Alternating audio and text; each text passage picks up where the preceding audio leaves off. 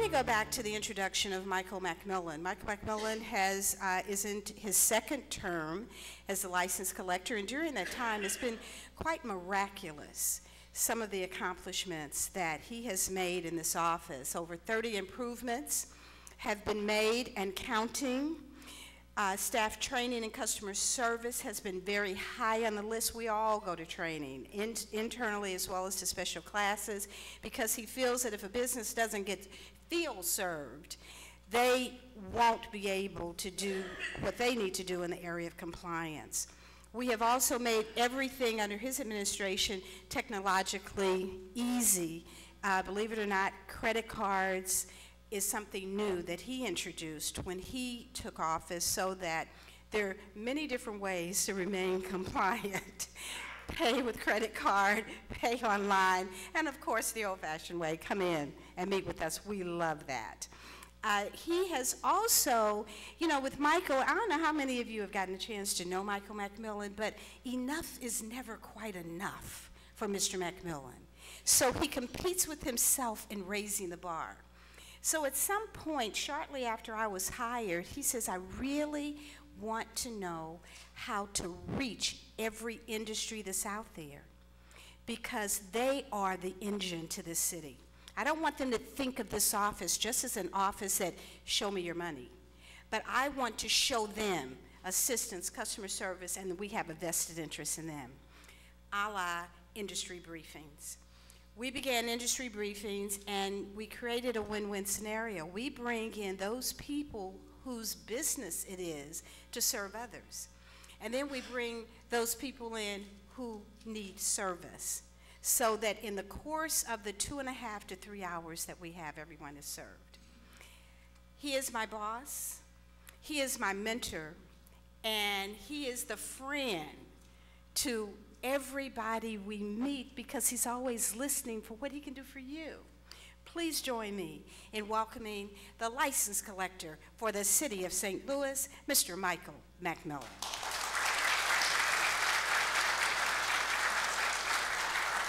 Good morning. Thank you all for coming today.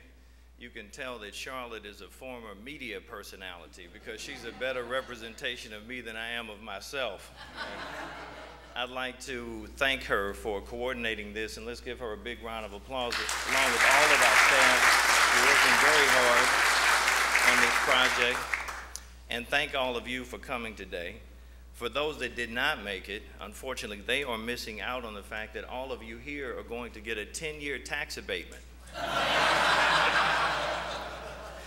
We wish we could do such a thing in today's environment.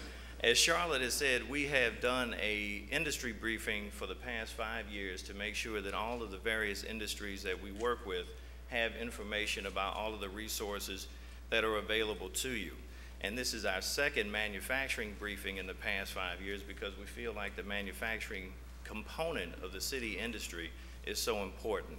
We're very, very proud to have some very good partners with us today, and it's my pleasure to bring two of them with us today.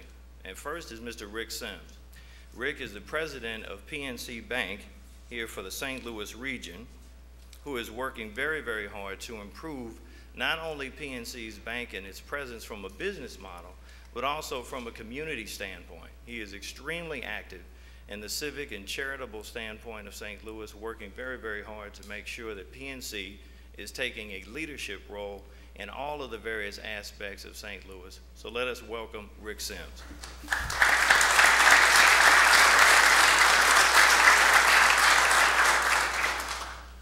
Thanks, Michael. Thank you, Charlotte. And I would suggest that you ask for your annual review today. Okay, so I think you're on a good move there. And I also, obviously, Michael chose to have, this is going to be broadcast on cable, and I think that the language is going to get a little bit more saltier as we go on here, so that we can, perfect for cable TV. But at PNC Bank, we are really honored to be a part of this briefing today. One of the things that we really try to push and try to work with our customers on is to provide them value added, to provide them additional resources and provide them additional knowledge. And this is that opportunity for you. So I would really encourage you, don't leave here today without asking questions, without getting cards, without pushing somebody to help your business. And that's what we're all here for. I mean, goodness, there's about 35 banks out there. So if you need a bank, you should definitely be able to find one. We'd obviously love to do that. And we're also honored to provide the food for today. One interesting fact about PNC is that we are the greenest company in the world. We have more green branches and more green buildings, I should say, than any company in the world. And so with that, we believe in not wasting resources. So all that food needs to be eaten. Take it, stuff it in your pockets, and just have a really great day. So I also want to thank Brian Bauer, who runs our business banking here in St. Louis, who does a fantastic job for getting us involved with this. So if we can be of any assistance to you, we'd love to do that. So thanks again for including us, and have a great day.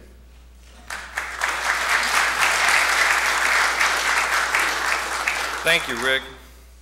We're also very pleased with the fact that the U.S. Department of Commerce Commercial Services Division is partnering with us, and very pleased that Corey Simic is here today to represent them. He is also one of the main leaders in the industry working to improve the manufacturing community here in St. Louis. He serves as Director of the United States Foreign Commercial Service, part of the International Trade Administration of the U.S. Department of Commerce. He has been responsible for management of the National District Export Council program and has served a number of challenging and rewarding assignments, including China, Egypt, and Morocco. Corey Simic.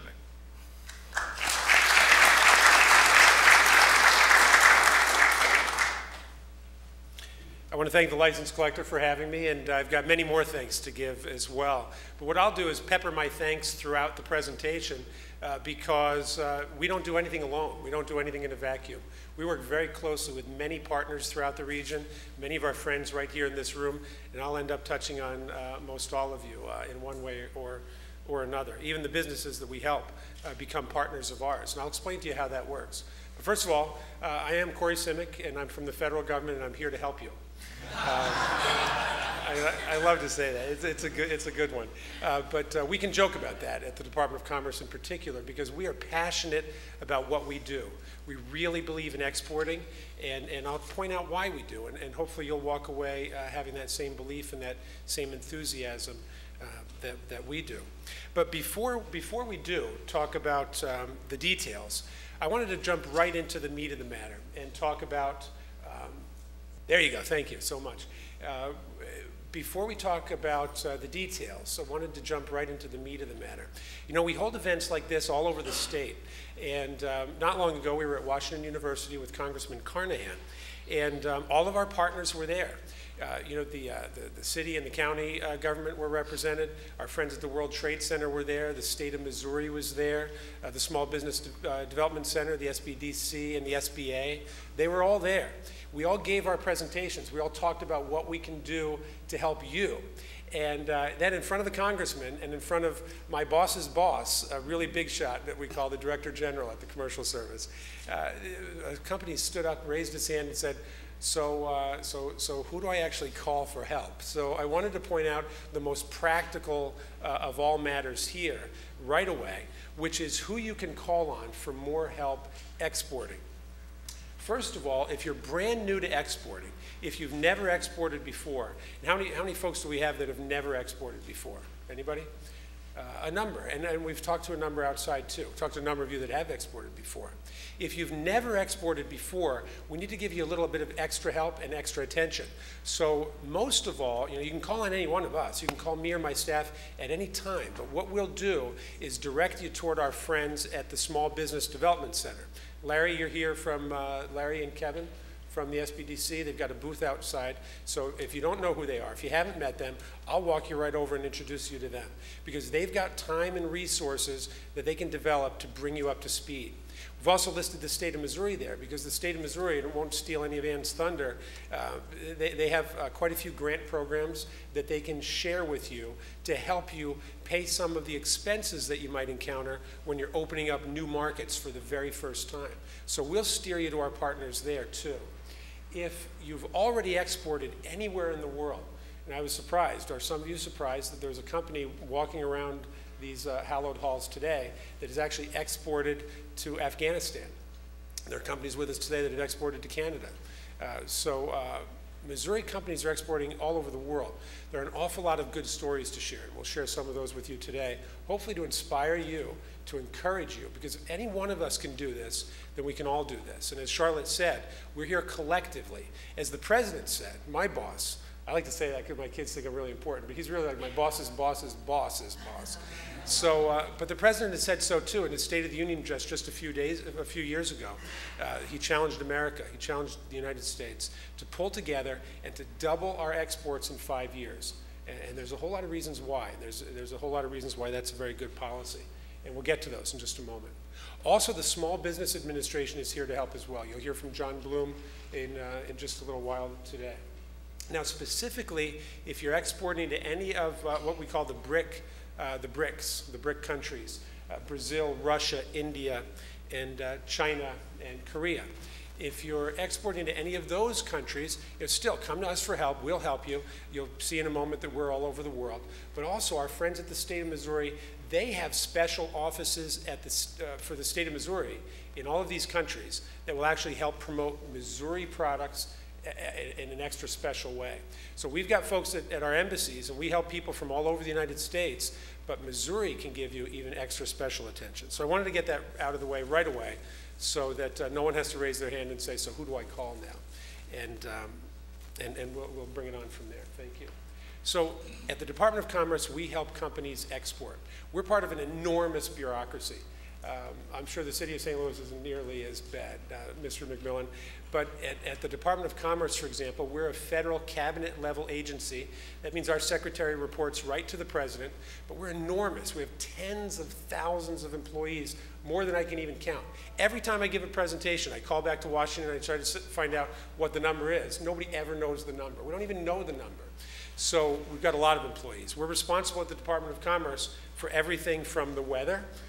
So you can thank me for the hot weather we've had a couple days, for the past few days, and also the cool front that's coming in too.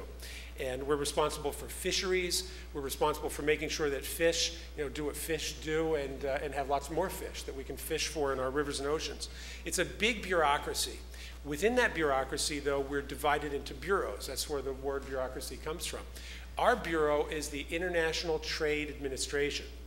It's the ITA. I'm required by federal law to use acronyms as often as possible when I speak. So at the ITA, we are responsible for everything that has to do with international trade, as our name would imply. But also the ITA is a big bureaucracy, thousands upon thousands of employees within the ITA. We have number crunchers in Washington, D.C. that just keep track of data all day. We have people who negotiate free trade agreements, like the North American Free Trade Agreement, the recently enacted South Korea and U.S. Free Trade Agreement, the Morocco U.S. Free Trade Agreement. We have people that do that kind of high-level negotiation. But within that big bureaucracy of the ITA, finally, drilling down, we have a small core of international trade professionals that we call the Commercial Service. And my team is here today. Paul Palazzolo is here, Margaret Gottlieb is here. I think we have the best team in the United States. So we're everywhere that you are. We're all across the country. And what matters most to you is that we're right here in St. Louis, and our staff covers the entire Missouri area, except for the Kansas City metropolitan area. We have another office there that covers that area. But my team here covers all of Missouri and also southern Illinois. So we're here for you, and that's what matters most to you. I guess you probably don't care much that we're in Chicago and Minneapolis and even Peoria. You ever heard that saying that if you can sell it in Peoria, you can sell it anywhere? I always like to say if you can export from Peoria, then you can export from anywhere in the United States too. Margaret, by the way, helps a lot of our clients in Peoria. But we're all here for you, and the power of the Commercial Service is that we build personal relationships with you. It's our job to get to know you. It moved me when Charlotte said that Mr. McMillan is not only her boss, but her friend. And it's our job to get to know you so well. And I'm honored that many of our clients have become our friends. Tom Dustman, for example, is here from Sonnen Products Company. Sonnen is an extraordinary success story. Advanced manufacturing. I like to explain, correct me if I'm wrong, Tom, this is my layman's explanation, that Sonnen manufactures equipment that other manufacturers use to make their stuff. And we find Sonnen machines on factory floors all over the world, thanks to the help of Tom. But moreover, back to what Charlotte said about working collectively. You know, we're all here together. Tom volunteers his time as the chairman of our National District Export Council here in St. Louis. The District Export Council is a group of volunteers, businessmen and women just like you. They've become successful. Tom travels more often than he doesn't, and he's always working on his phone, and he's always doing deals and making international sales happen. But he's not just successful in his own right, but he's also volunteering his time to help others as well. Our real power, however, lies in our overseas network, when we combine our personal relationships here with our overseas partners. We have offices at most U.S. embassies and consulates all over the world. When I met the company that exports to Afghanistan here today, well, we've got officers in Iraq, trade officers just like ourselves who are in Iraq. So it's our job to help you understand international business and to get to know your business. And it's our colleagues' job overseas to know the marketplace, to know that business better than anybody knows that business, and then to help you when we need to make trade happen. If we'll proceed to the next slide, we'll judiciously use our time. So here's how we do what we do. We help you to assess your export readiness. We're going to sit down and talk with you. I'm going to ask you 1,000,000 questions, probably more than your doctor asks you, because it's our job to get under the hood of your business, to find out what makes your business tick, what motivates you, what motivates your customers to buy from you, why do people buy, what do they use your products for, what are the features, what are the benefits of your product, and so on. We're going to ask you 1,000,000 questions. Where do you make your product? Where do you source your materials? All sorts of questions that will help us understand your business, because we really want to. We're really interested in your business, and the more we know, the better we can help you then. And then we'll help you identify the key markets for your product. You've all heard the example of selling refrigerators in Alaska, for example. Maybe it's not the best example, but there are certain markets in the world where certain products are more likely to encounter success. We'll identify those markets for you and determine your sales potential, and then we'll actually implement your export plan. That might include finding an agent or a distributor, and so on. In fact, it can include a couple of the other services that we'll get into in just a moment. Basically, we do 4 things with businesses. We'll sit down and we'll counsel you. We call it trade counseling. It's like consulting. It's really when we just roll up our sleeves and sit and talk with you about your business. What are your challenges and opportunities? What are your strengths and your weaknesses? And we combine those creatively to come up with really winning solutions for you. Market intelligence, just market research. We have the best in the world. Business matchmaking, and commercial diplomacy. I'll explain each one of these just a little bit more briefly before I close up. But I want to emphasize that we work with you really in one of 2 different ways. This is what we do, but how we do it is working with you proactively and reactively. Proactively is ideal. We sit down and we make a thoughtful decision that you want to export or you should be exporting, and we'll help you make that happen because you want it to happen. Reactively is when you encounter problems. Has anybody here never had a problem? A business problem? No. So we'll help you with those problems. For example, the very first phone call I took at the commercial service was a company from Missouri that was owed about $24,000 by a company in Mexico. They weren't getting paid, and they were ready to write that off. So they called me and they said, hey, we're not getting paid. Can you help us? So we were able to help. I'll explain how we helped in just a brief moment. So we can help you reactively when you encounter problems, as all of our companies do. Next, please. So when we're counseling you, we're really, as I said, sitting and talking with you about your business and your needs. We'll help you plan a business strategy. We'll help you decide if you need to do direct sales, export sales to a foreign market, or maybe more likely you need to find an agent or a distributor that can live and work in that country and sell your products for you. We'll help you determine what the norms are for that country and that market, and we'll steer you in the right direction. Also, we'll help you work through the legal and regulatory issues, for example. I was talking yesterday with a client that exports products that contain wood to foreign countries. There's something that we call phytosanitary regulations. That word sounds pretty cool, it's pretty fancy. But what it means is that countries have different rules and regulations about the cleanliness of wood and how it's treated chemically. Different countries require that wood is treated in different ways. That's a sort of a mundane rule that we can help you figure out because we know that stuff. It's our job to know that stuff. And the benefit for us is we can also impress our friends at parties with that kind of knowledge too. But we're here for you, and we can help you there. Actually, there's a company that I haven't told any of my partners about because they just called late yesterday. They export used computer equipment all over the world, and they called asking me if we could help them export used computer equipment to China. I said, no, we can't do that, because China doesn't allow used computer equipment to be sold in the country. However, I do plan on talking to him later today about selling his equipment in Vietnam, which does allow used computer equipment to be sold there. Next, please. So we'll help you with your documentation, your paperwork and requirements and so on. And as I mentioned, when you encounter problems, all sorts of problems, has anybody here shipped outside the country? I know I've talked to a couple of you. You might ship your goods and you think everything's going okay until you get a phone call that your goods have been seized at the border and they won't get to their destination. If you call us, we can often help with that kind of thing too.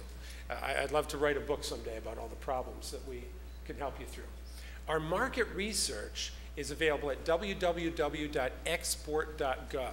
I encourage you to go over and check it out yourself, but we'll walk you through it. And when we get to know you and we know what you're interested in, then we'll also send you market research that we produce from time to time.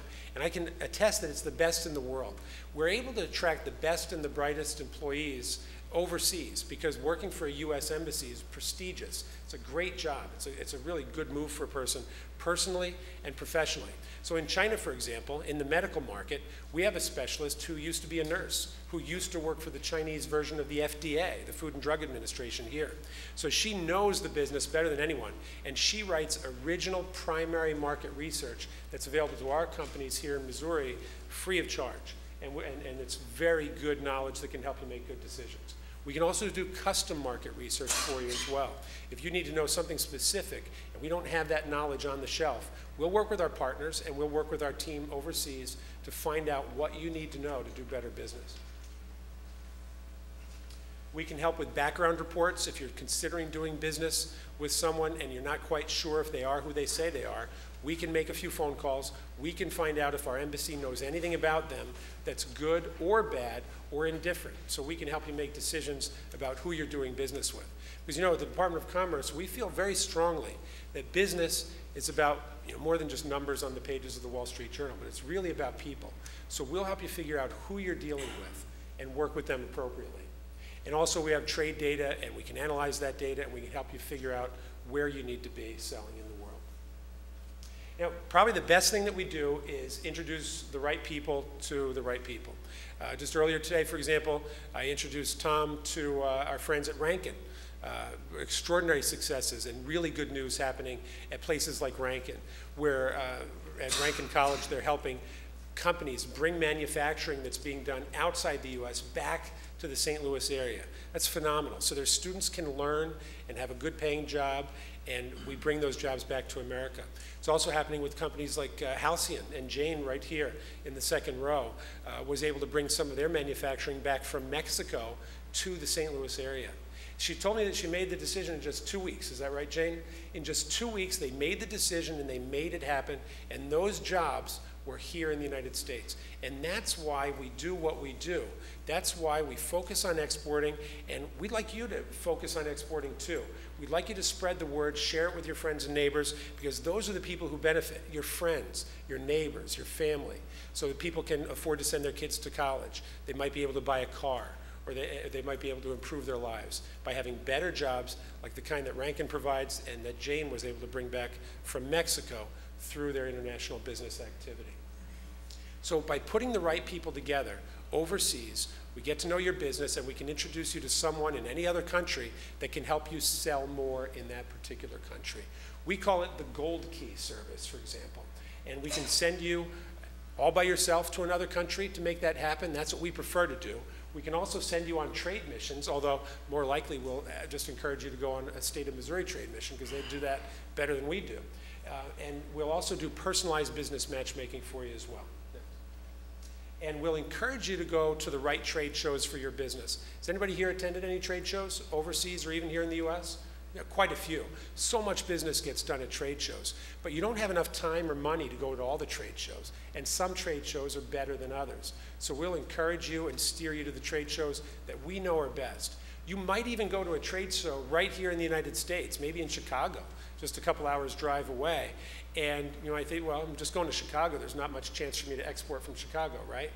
Actually, our trade specialists that are all over the world bring groups of foreign buyers here to the US to attend the big, most important trade shows. So you might go to Chicago to attend the trade show that's the annual trade show for your business, but we'll help you meet foreign buyers at that particular trade show.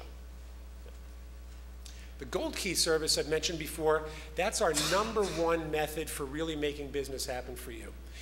It's a matchmaking service. We get to know you and your business and figure out what kind of agent or distributor you need to work with in another country to make business happen. On the next slide, I'll point out some tips for the Gold Key. Basically, it saves you a lot of time and energy. We need about 8 weeks lead time, about 2 months, maybe 3 months at the most, to really find the best partner for you. So we need that time. And you've got to be willing to travel and willing to meet people in a foreign country, but almost always, and my team sometimes says, Corey, you shouldn't be so positive, but almost always, we virtually guarantee that you'll walk away with real business being done. You'll walk away with an agent or a distributor that will be selling your products for you, because we don't even allow you to go. We don't send you off on a Gold Key unless we've talked with our friends at the embassy, unless we've talked it over and over, and we know that we can deliver a real bona fide business deal for you. There's a very small fee for the Gold Key. It's less than $1,000 for small and medium-sized businesses. By the way, small businesses are pretty big. We use the SBA definition. That means a business with 500 or fewer employees. That's pretty big in my book. So for most businesses in our area, a Gold Key is less than $1,000. And then you'll walk away from that effort with real business happening for you in that particular country. Finally, one last thing we can do is what's called commercial diplomacy. It's a fancy name for when one government reaches out to another government and tries to influence that government on behalf of an American company. It can happen a lot. There was a Kansas City company, for example, that works on landfills. They do all sorts of environmental waste problems. And they were bidding on a deal in Casablanca in Morocco. And they found out that they were being treated unfairly. So we stepped in and we contacted the Wali. That's the version of the mayor. Like Mayor Slay would be Wally Slay, for example. And we reached out and we explained that this company was probably the best company for the job. And we were able to help them get the work. And just a moment, I want to encourage you to check out export.gov.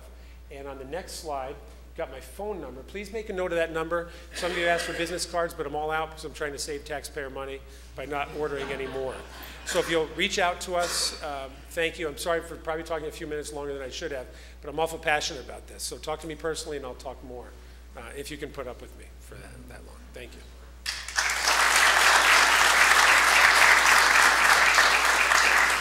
Corey, thank you very much. We appreciate not only your presentation, but also the fact that you were really one of the main catalysts behind this event. Let's give him another round of applause and thanks for his hard work on today's event.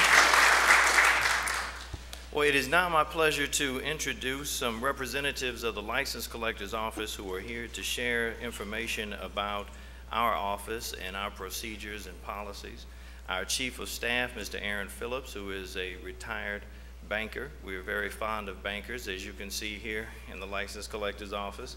And we also have Mr. Darius Chapman, who was previously with the Regional Business Council, along with Alfred, who is retired as well from other corporate leadership roles, who is here, and they are going to represent the manufacturing department here.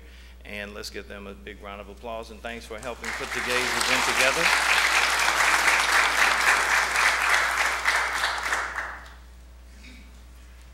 Thank you, Mr. McMillan.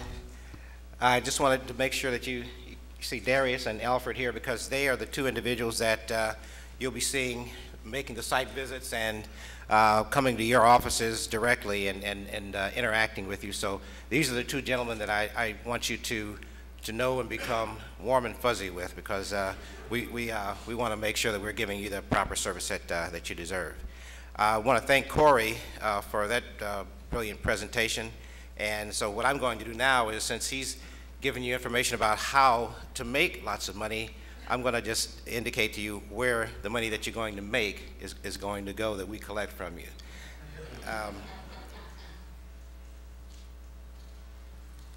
The taxes that we collect here in the city go to the different agencies that you see here, And they're very worthwhile causes, such as the biggest one is the St. Louis Public Schools, naturally, the library, the Zoological and Museum District, naturally the City of St. Louis, Junior College District, Community Children's Service Fund, MRDD, the Sheltered Workshop, Community Health, Mental Health, and the State Blind Fund, Metropolitan Sewer District are the ones that that have benefited from the money that we collect from the manufacturers. So you're providing a great deal of service to the community of St. Louis through the taxes that we collect. And I feel like I'm kind of preaching to the choir because the information I'm sharing with you, you probably already know in reference to the dates that different and various events take place in reference to the License Collector's Office. And basically, to start off our fiscal, not our fiscal year, but our calendar year, in January, from January to May, as most of you know, we begin our site visits, and we come to your offices and go through the plants, et cetera, and learn a lot about your businesses. So we appreciate the hospitality that you afford us when we make those visits. As you probably already know, also, around April the 15th, that's when we mail out our declarations, and I know all of you are familiar with the declarations. That's where you formulate your assessments, et cetera. And then between May the 2nd and July the 1st, those declarations are filed with our office. And then after that, then during the summer parts of the month of July, the hot parts of the month, and through October 31st, our office is reviewing those declarations, the information that you've sent to us. And what we do then is refer that information to the Merchants and Manufacturers Board for the assessed value for their recommendations. And then naturally then from November, starting in November, we mail out the annual billing, which everybody is happy to see. And then by the end of December the 31st, we expect to have all the payments into the office. So again, as I said, I'm preaching to the choir because everyone knows these schedules, but it's just a reminder so that you understand and know what the responsibilities are. And if you have any questions, as indicated, Darius and Alfred are here to answer any questions, and I'll be around as well to answer any questions that you may have for our office.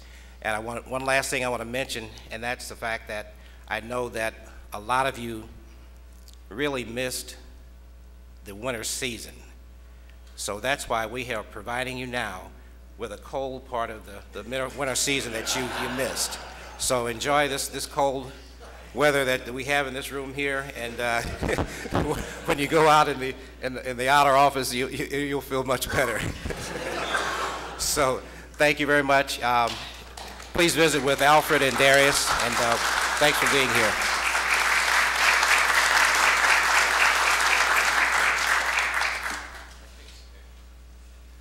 Thank you, Aaron and Alfred Brown, Darius Chapman. We want to tell you how much we appreciate your hard work and dedication, and the fact that you work with our manufacturers on a daily basis, and we appreciate all of the assistance that you give to make sure that all of the operations go smoothly. One more round of applause for our staff, if you would, who have worked hard on today's event. It's now my pleasure to introduce Mr. Brian Bauer. Brian is with PNC Bank, and he has worked hard to make sure that today's event was a success as well. We're very pleased with PNC Bank by being such a good corporate citizen, and very thankful to them for helping with today's program, in addition to the fact that they have expanded their role in the city of St. Louis and are adding jobs to the city. We appreciate that very much and are very grateful to you for that. And he is going to introduce Mr. Mike Melton of the Missouri Enterprise Group. Brian.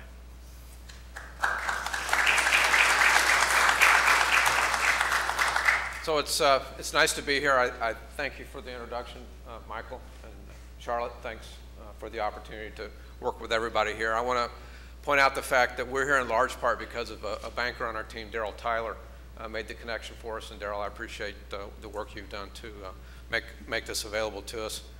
It's an opportunity for me to connect with some old friends, and it's also an opportunity to make some new friends, and we look forward to that throughout the day. So the bank sees an opportunity here to connect you to some ideas and opportunities that you might not otherwise get a chance to learn about and take advantage of. I happen to live in the city of St. Louis, so there's a personal investment that I'm making that I am proud to be a part of and be able to leverage maybe a little bit of influence in that regard. I live in the Forest Park Southeast neighborhood. We're near manufacturing. I'm interested in seeing the city continue its positive momentum in the neighborhoods. Obviously, there's work to be done, and we want to be a part of that at PNC, and certainly the Bauer household wants to be a part of that. When you work with PNC, you find a bank that's willing to listen, seeks to understand, strives for alignment, and takes pride in its ability to connect its customers, prospects, and centers of influence to opportunities that will help them grow their business. Mike Melton told me earlier that the Thiels had recently become Women Business Enterprise Certified. Well done. Congratulations. An example of that in our business is we have a banker on the Illinois side of the river, and I happened to be there on the visit, that we wanted to be their banker. She wanted to become WBE certified. Our banker, because she is a woman business advocate, knew how to get that done for her and connected her to that process. And something she had struggled with for years prior to meeting our banker was done in 6 months. We can be that kind of resource, and again, that's why we're here, is we want to help our neighborhoods succeed. So one of the idea people, one of the go-to people in our organization doesn't work for us. He's a partner, he's a friend, his name's Mike Melton. I look at him as an idea guy. He's a fixer, and he's very persistent. So if you bring him on board to accomplish a task, it will get done. Mike?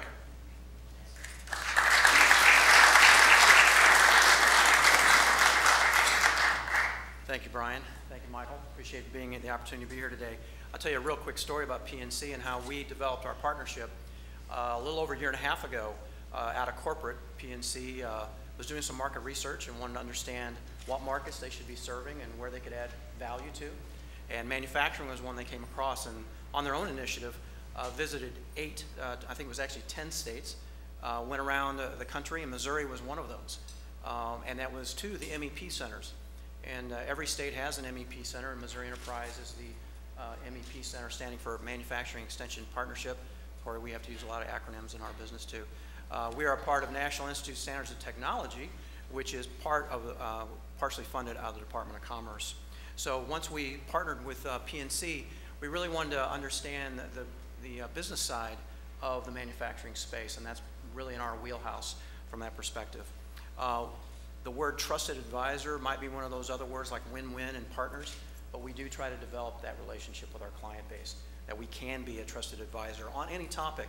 In fact, if any of you here today would have said, hey, I want to export, we would be referring you to Corey's group for that task, to be able to do that. But there may be many, many other things that you might be able to do, and we can be a conduit.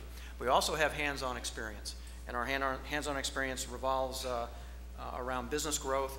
Certainly our wheelhouse is continuous improvement.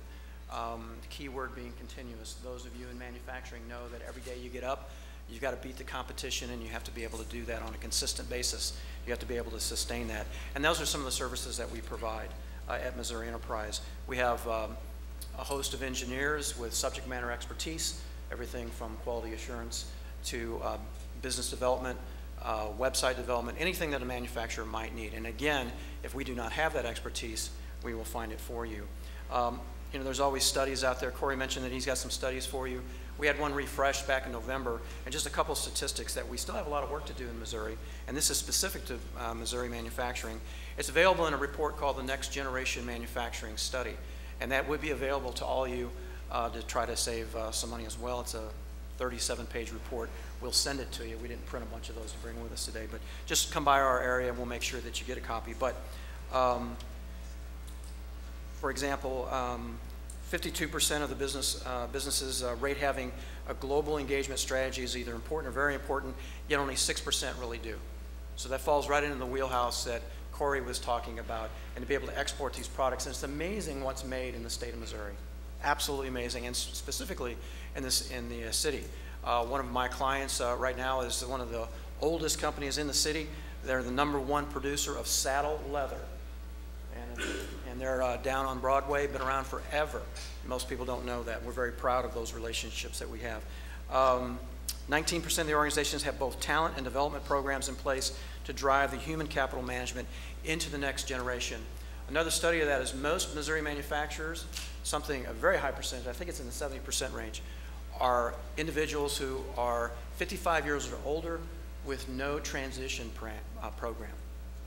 And that really scares us. We want to make sure that those succession plans are in place. What would happen if the proverbial bus would hit the owner? And we don't want that to happen. We want these businesses to continue. So we're very, please come by for that. But 25 years ago, quality management systems was on the horizon. And it's almost now that if we're talking to a manufacturer and if you're not doing some kind of continuous improvement, and we have many, many, many different diagnostic tools available for you to be able to pinpoint that issue. But the question I like to ask the C-level executive or the owner is, it's 2 o'clock in the morning, your eyes popped open, what's bugging you? Let's work on that one first and build a relationship to get you everything that you actually need in your business. But on the horizon and today, innovation. The last 2 State of the Union addresses, our president used the word innovation and talked about manufacturing. And that word means different things to different people, but we have developed and have a new system called the Innovation Engineering Management System. So it very strikes along the same way that all your other systems, your IT, your accounting, your quality improvement, all of those issues are captured in a way that not only keeps you on track, but brings product to market very, very quickly at a much lower risk. I'd love to talk to you about that as well at some point. Also, if you drop by our area out here, there's a new LinkedIn group. I'm sure some of you are, I know we struggle maybe a little bit with how to use social media in business environment, but LinkedIn, there is a new LinkedIn group called Made in Missouri LinkedIn. Love you to go out there and register on that for us if you could. There's information at our table for that. So, and again, and in case, I'm sure that people will want to know about that 10-year abatement, so I'll make sure that they contact your office, Mr. McMillan. Thank you so much.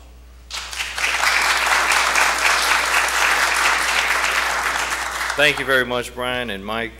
I also want to acknowledge that Missouri Enterprise has worked with us for a number of years and was here at our previous manufacturing industry briefing, and we thank you for the role that you play. Let's give him another round of applause and thanks. And now we will hear from Ms. Ann Pordalis. Ann is manager of the International Trade and Investment Office with the Missouri Department of Economic Development. She oversees the daily operations of her office's network of global offices in Brazil, China, Europe, India, Japan, Mexico, and South Korea. Ann.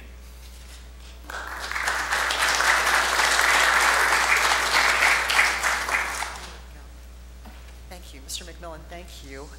Charlotte, thank you again for all the work that you've done to help coordinate this activity today. And to all of our wonderful partners, it's good to be at Old Home Week again, as we call it, on these types of activities, and great to be here. In my short time with you today, one of the things that I would like to do is, number one, make you aware of a grant program that the state of Missouri had applied for last year, was successful, obviously, and was able to get some grant monies. And if you see me bowing towards John Bloom during this presentation, you will understand why, of course, because this particular grant program, if we want to go forward, the Most Step Up program, as we've tagged it, is actually an initiative that we were able to work with the Small Business Administration on to get these monies and these funds. But before we talk about the program, just very briefly, if we'll go to the next slide, I want to tell you a little bit about our International Trade and Investment Office. As you can imagine, our headquarters are in Jefferson City. You know, staff makes it to St. Louis on a regular basis. We do have one staff person located here in St. Louis, but you know, it's obviously not the same as having a physical presence here. So please know that you have an office headquartered in Jefferson City that's an extension of your staff that literally can help with the entire export process. We are the lead agency in the state of Missouri. Our Department of Agriculture also has an international marketing program. Any of your businesses, you know, related to, you know, food, packaging, agribusiness, commodities, et cetera, we help them export as well too. So by all means, you know, please don't hesitate to let us know. We'll make those introductions for you to the Department of Agriculture. My boss, go back just one second.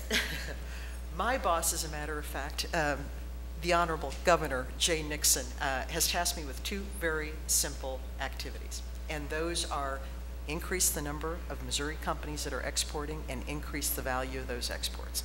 That's our key goal, and that's what we work off of in my office specifically. The primary objective, of course, is to assist these Missouri companies to export their product overseas, utilizing the services of our foreign offices. That network that we talked about, these are offices, they're contract for service offices that help you identify, help the manufacturers, service providers in this room to literally identify the best business partner for you in that market. And, you know, in a nutshell, these offices, you know, I'm not going to delve into, I've got a listing of our services here. I'm not going to delve into that too much today because I don't want to take up that time. You know, just like Corey mentioned, just like Mike mentioned, you know, it's all about relationships for us. We'll do the same thing. We come in, we'll counsel you. A lot of times we come on joint calls. As a matter of fact, with the Department of Commerce staff, and we look forward, you know, to that prospect of working with all of you, getting to know a little bit about your business, getting to know, you know, the variety of ways, you know, the issues that you're facing, et cetera, and how we can help them. Like Corey also mentioned, the proactive part of the service that we provide, you know, is the fun part. The reactive, as you can imagine, you know, when you do get that call and we've got, you know, a shipment stuck at customs and we need the help from your China office, please get on the phone. Those 2 o'clock in the morning phone calls, you know, none of us like to receive, but it happens on a regular basis, and we're here to help you work through those as well too. Very briefly, these are the services that we provide. I'm very happy today to be joined by two of my colleagues, Ms. Na Young, who is our International Business Manager. Her territorial responsibilities include China and Korea, and then Mr. Doug Potts. Doug handles Europe and Latin America for us, and he's a little weary-eyed. He's been working on a trade mission, as a matter of fact, that's coming up this month. So, you know, I'm sure he can help you with anything related to Europe and Latin America, and specifically Brazil as well. So, in a nutshell, the services that we offer.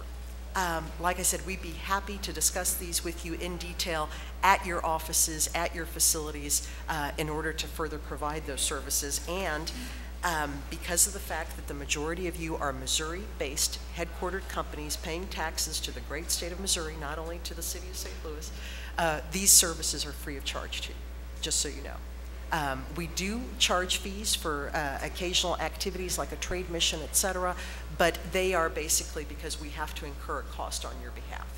So they're all, you know, revenue neutral, as a matter of fact. We do not make money off of these activities. We simply charge you enough to basically cover the costs that we've incurred, just so you know. But on to the key item that we want to discuss here today, and that is, of course, the Missouri State Trade and Export Promotion Program. As you can see, we've got a cheesy little, you know, acronym here, if you will, but that's exactly what this is about. You know, that most step equals up, and we truly believe and honor that. And John Bloom, let me go ahead real quick, make sure. State Trade and Export Promotion, we can go to the next slide. Small Business Administration. For many, many years, our national group, the State's International Development Organization, had been lobbying to the U.S. government, to the President's office, to the U.S. Department of Commerce, to the Small Business Administration, anybody that would listen to us, basically. Because one of the things that we were requesting was funds, marketing resources to be allocated to our manufacturing firms. And that's why today's briefing is so important. You manufacturing firms, you know, you're the guys that never get anything relative to marketing resources. So I can tell you that our lobbying efforts for the last 7 years relative to the U.S. government to be able to provide just a little bit of something that could be utilized for the purpose of helping you to access foreign markets, helping you to go to a trade show, helping you to go, you know, take part in a gold key, as a matter of fact. That was finally realized in 2010 when President Obama signed the Small Business Jobs Act. There was about $30 million per year for 3 years allocated for the Small Business Administration for what's called the State Trade and Export Promotion Grant Pilot Program. So in Missouri, we have a vested interest. As a matter of fact, we want to make sure that this is a successful program. We want to make certain that this becomes a, you know, an existing program for many, many years to come that all of you can take part in. And, you know, in order to do that, of course, we have to be successful, and we've got the money and want to make certain that you get it. But quite frankly, the grant was only given to the state trade offices, you know, all of the 50 states, plus a lot of the, you know, the territories were able to submit competitive proposals. We submitted a proposal, state of Missouri, in the Midwest, as a matter of fact, received almost $1 million for this effort. So, you know, like I said, we're very excited and very happy about that prospect. Again, the goals of this program: increase the number of companies exporting, increase the value of the exports. In our business, you know, it's very easy, as we talk about, you know, the service providers in this room. One of the ways that we increase, you know, the number of companies exporting is obviously take that new to export company, the companies that's never exported before, and get them to that first step. Number one, we've created one new export, you know, and we've increased the value. But more importantly, though, for those companies that are exporting, and those companies that currently export to only one market or 2 markets, and those, you know, typically tend to be Canada and Mexico, by increasing their market share, if you will, just to one of the global markets, to just one additional market, automatically we've increased, of course, the value of those exports. So if you're currently doing business only in Mexico, only in Canada, we want to talk to you about, you know, looking at the prospects of exporting to additional markets. And of course, based on a lot of market research, based of course on due diligence, based of course on making sure that that new market and that your company is able to sustain, you know, capacity that can be exported to those particular markets. Let's talk a little bit about the eligibility requirements relative to the program. Eligibility, you know, we can run through those. 500 employees or less, of course, it's the Small Business Administration's definition, of course. Based on the no annual sales limitations, that's a little misleading. There are some annual sales limitations. However, I can tell you that, you know, for the purpose of the types of companies that we work with, normally that doesn't come into play, so we're usually okay. And if there is an issue, we'll work with you directly to see how we can, you know, resolve it. 50% of the value of the product must be derived in the state of Missouri.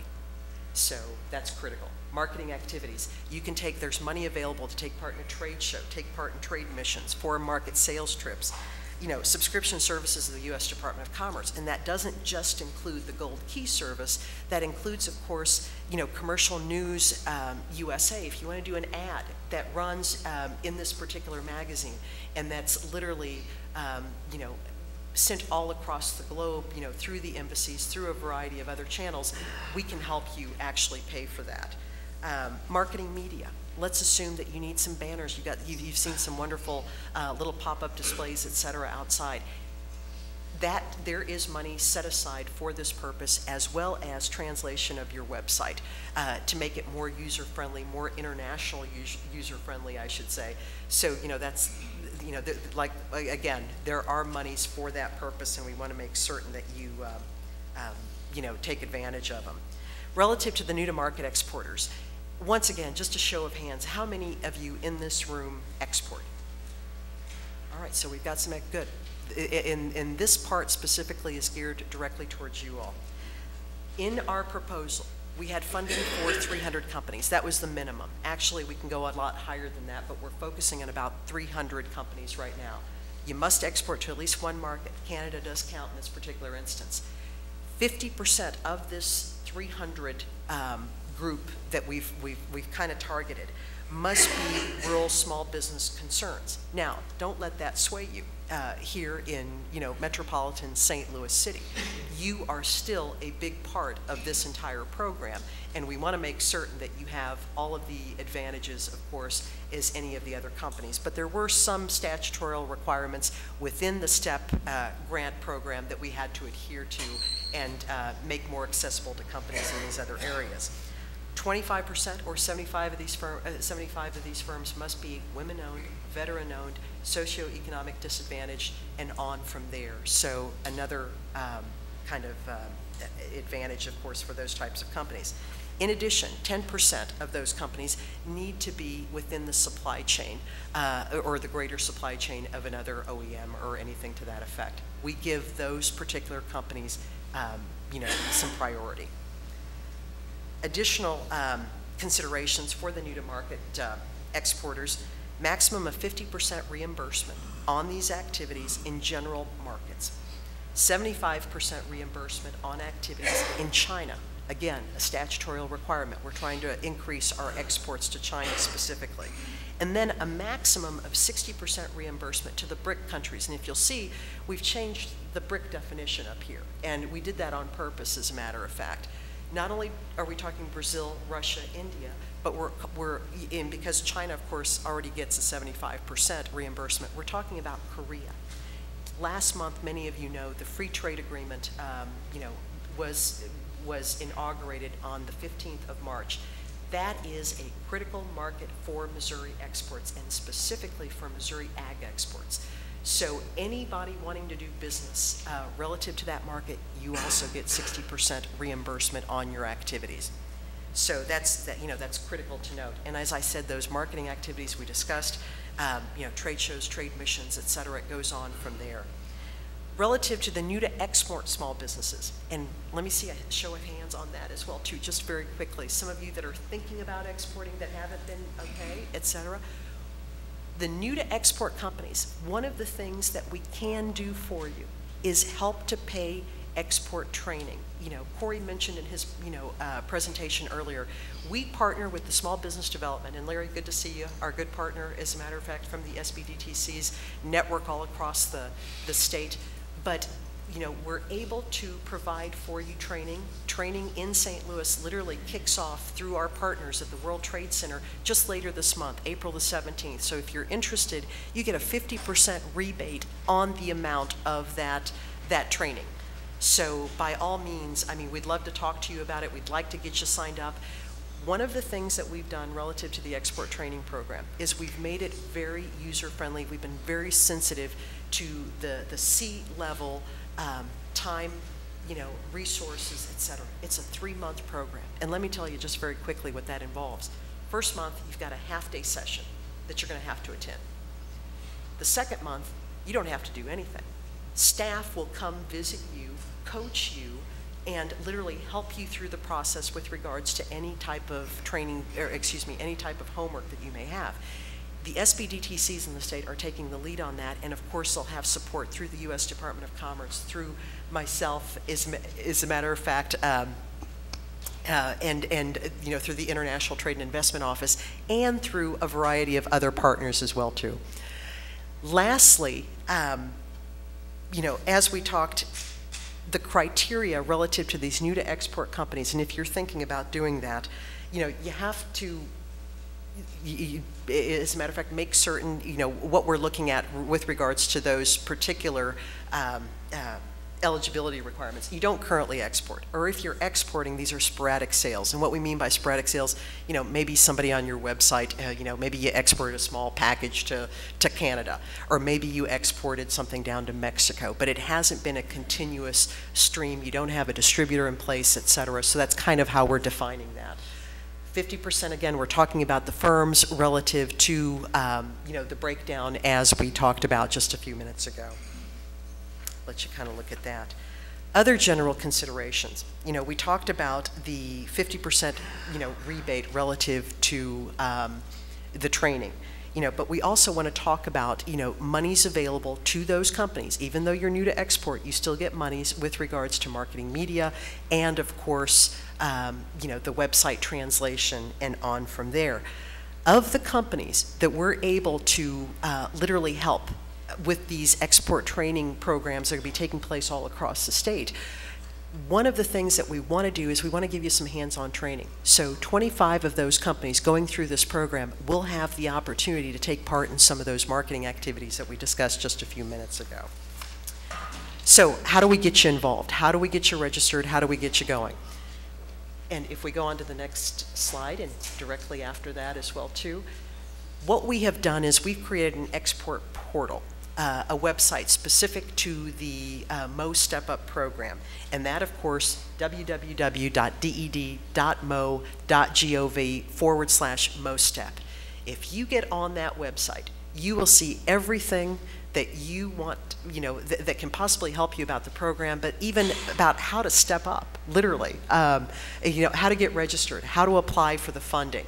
But more importantly, we're trying to make it a little bit more user-friendly for you, because not only will you, number one, register first, then one of our staff will pick up the phone, actually call you, and then help you through the entire process so you know how to apply.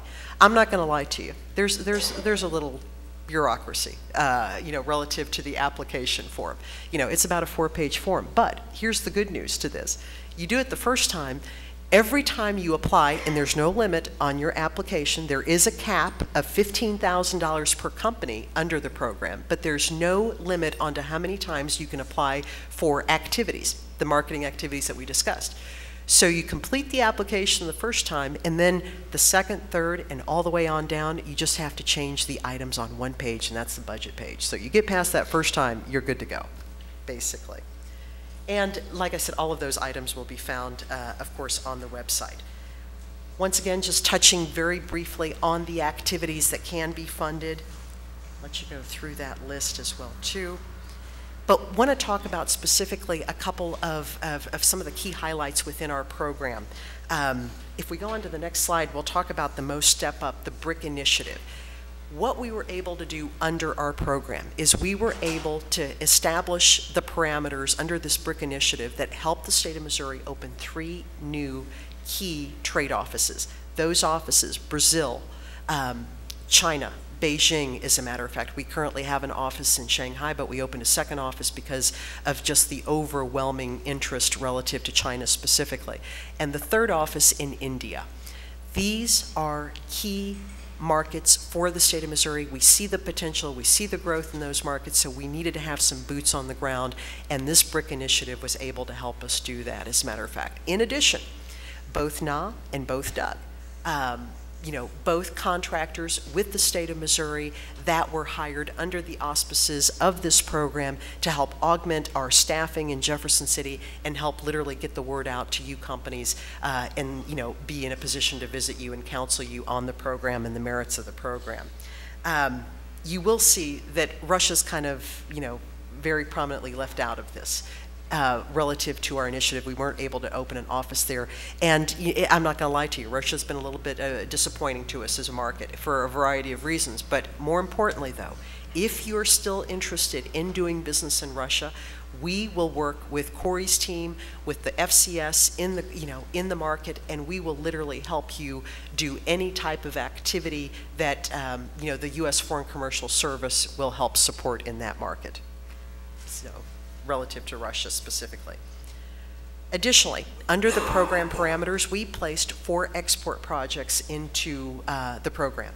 One of them, of course, a Missouri wine branding campaign. Any of the wineries, in the state of Missouri can actually take part in this. We were able to identify some key markets with key industry sectors, and that's why you see the 4 projects up there that you do see. So China was very important to us to literally make certain that we were able to sell our Missouri wines. Additionally, bioscience projects in Israel, health science services and equipment project in Saudi Arabia, feed, food, and forestry, the 3 Fs in Vietnam, another key market. we go on to the next slide, another key component is governor-led trade missions. I'm going to share a little secret with you. Heard it right here today. Governor Nixon is on the other side of this state, as a matter of fact, announcing that he'll be leading a trade mission to Brazil later this month. We discussed that just a little while ago. We're very excited about this opportunity. We've got about 15 small businesses that are actually traveling with us, but we also have our flagship sponsoring firms as well too that are taking part. So we're going over with a pretty good sized contingent. We're very pleased about that, and we're looking forward to a trade agreement, of course, with Brazil that'll help even a lot of the exporters in this room as we proceed forward, as a matter of fact. If we go on, another key component of the project proposal is, of course, reverse agricultural buying missions. Corey talked quite a bit just a few minutes ago relative to the international buying component of various trade shows in the U.S. Those trade shows here in the U.S. are eligible marketing activities, so by all means, please do take advantage of that. Last, one of the other key components, of course, we have is training the lenders. So we'll look to our friends at PNC, as a matter of fact, as we're working towards getting the word out about the various activities, not only the SBA programs but also the Exim Bank programs. State of Missouri is a city-state partner with the Exim Bank. Work very closely, of course, with John Bloom, the SBA, and of course that to help with the financing aspect of your export transactions. Go on to the next. We've talked about the export training program. Just a little more detail there for you. And then last but not least, of course, register. It's very important. The website is very user-friendly. Please get on there, register. We'll contact you. We'll help you through the entire application program and get you started in the program. And finally, I just wanted to let you know, we're not islands, just like everybody said. We work very closely together. Our partners for the Mo Step Up program are listed here, and as you can see, the majority of those that you've probably already met are here in the audience today. So, we're extremely proud that this entire group statewide came together and was able to put together a great project proposal that got us almost $1 million in the state of Missouri. Last slide, contact information. Please do not hesitate to pick up the phone, call us, email us, whatever is more convenient. We talk about, being passionate. We talk about, getting the export word. These are exciting times, and under this STEP grant program for us, even more so. So we'd love to have the opportunity to talk with you and chat with you about how some of this activity can actually help benefit your firm. Thank you very much.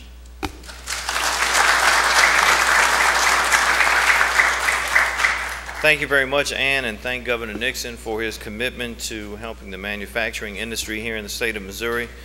We are very, very pleased that you have been working with us for a number of years. Our next presenter this morning is Allison Zeidler, who is the Project Manager Analyst for the St. Louis County Economic Council's Business Development Division. She is responsible for connecting businesses with the tools needed to grow.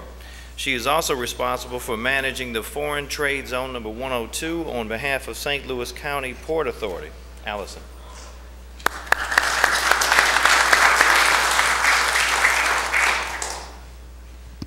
Good morning, everyone. And thank you again, Mr. McMillan, Charlotte, your office. Thanks for all your help. So let's talk about foreign trade zones this morning. Main things that I want to cover are, next slide, please. I want to define what an FTZ is, not just what you'll find in the regs, but let's actually break it down into language we can understand. Further, why do we have foreign trade zones? Why are they important? What are the benefits of the zone? And also, St. Louis specific information. We're in St. Louis, let's get it local. So first, what is a foreign trade zone? If you go to the next slide, these are what the regs say. It's a lot of prepositions and not many periods. So let's get to the next slide. What it really means is it's an area where if you do importing and exporting, you get special customs treatment. Pretty easy when you look at it that way. Purpose of the zone, make international trade accessible to our companies, and ultimately to target local growth and investment. Not just with money, but in jobs and everything else. That's what we're all after, right? Thank you. Benefits of the foreign trade zone. There are about 6, 7 main benefits I'm going to go through right now. So the first is exports. If you import an item, manufacture it, warehouse it, anything, and re-export it, you never pay a duty on that item. It's like it was never here. So, it further goes into saving you the merchandise processing fees. If you're already in exporting, you're kind of familiar with those. If you're not, foreign trade zone status will help you avoid it all.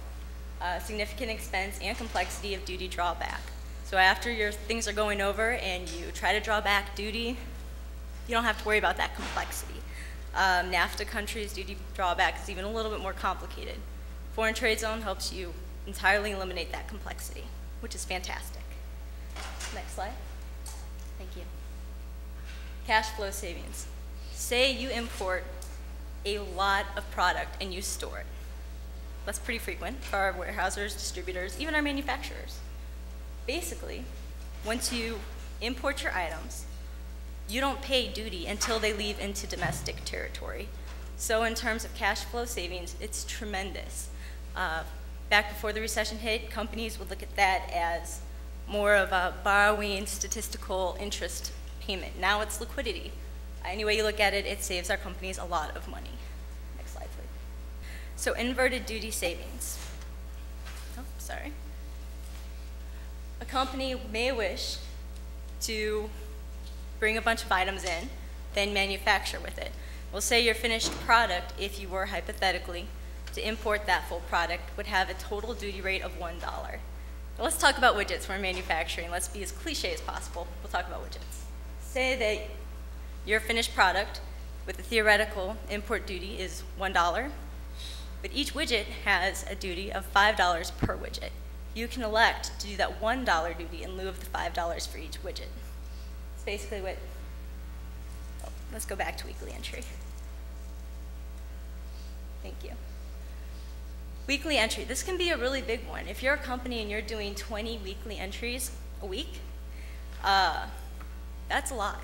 There's I crunched some numbers, let me find them. So a sample customs broker fee is $125 per entry.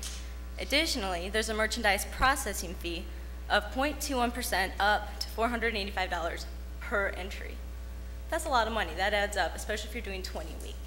With a foreign trade zone status, what you can do is elect to do 1 entry per week. There's a little bit more of an administrative burden, but say you're doing 20 a week, you're going to do, what, $1,040 a year with those kinds of fees. That's incredible, that amount of money. Doing 1 a week, you're only paying it 52 times, not over 1,000. Clearly, that adds up. Thank you. This one, this one's probably not the one that a lot of people find benefit in, but if you're a company that imports a lot, and say you import $100 million worth of goods, obviously that would be for a long period of time or whatever, 6% tariff on 3% that goes to scrap. That's almost $200,000. So again, it may not actually apply in many situations, but if it does apply to you, come talk to me and we'll talk about it. Next slide. Perfect. If you're a company and you do work with other foreign trade zone designated companies, it is free to go ahead and transfer your information from zone to zone without having to do any entries at all. It's called in-bond transfers, and it's very beneficial, and it can also, in terms of quantifying it in the dollars, a little bit harder to translate it into money, but what's really helpful with this is it helps build up your client base. So say you want to work with another foreign trade zone company, you guys can intermittently change goods without doing entries. So let's talk about St. Louis. We are foreign trade zone number 1 or 2. All foreign trade zones in the nation have a number. Ours is 102. The grantee is the St. Louis County Port Authority. I manage them on behalf of the Port Authority. The Economic Council is who I work for, but the Port Authority has the grasp in the city and the county and our whole territory. So don't let the Economic Council part throw you off for the county. A side note, we're talking about FTC designation only. You have to do an activation process with customs. It's a little bit more specific, but you'll know whether or not that it's right for you before you ever have to get to the customs level. All right, 3 types of zones are available. You've got your magnet sites, you've got your usage-driven sites, and you have your subzones. We're primarily going to talk about those top two. Your magnet sites, those are a geography that is already designated. So essentially what you know around the airport, there's a foreign trade zone. It's over 500 acres, already designated land. So you go there, you don't have to worry about any application process. You're already going to be part of the foreign trade zone process, and you need to go activate with customs. And this is a map of what's around the airport. Includes Hazelwood Commerce, North Park, lots of land you're already affiliated with. Usage-driven sites. Now this is something that's really new to Foreign Trade Zone 102. Huge opportunity for any company in the city, huge opportunity for any company in the county. Essentially what this does is say you're not in that 500 acres around the airport, but you could use a lot of savings from any of those other methods we talked about. What you can do is apply using this alternative site framework. So it's made available in 2009, so it's brand new. What it does is it makes you go through an extremely streamlined process of applying for a foreign trade zone.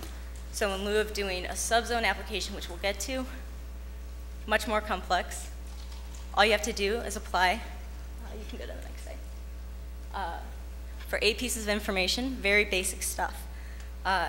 Address, acreage, what the activity will be on the site, things like that. Nothing too crazy.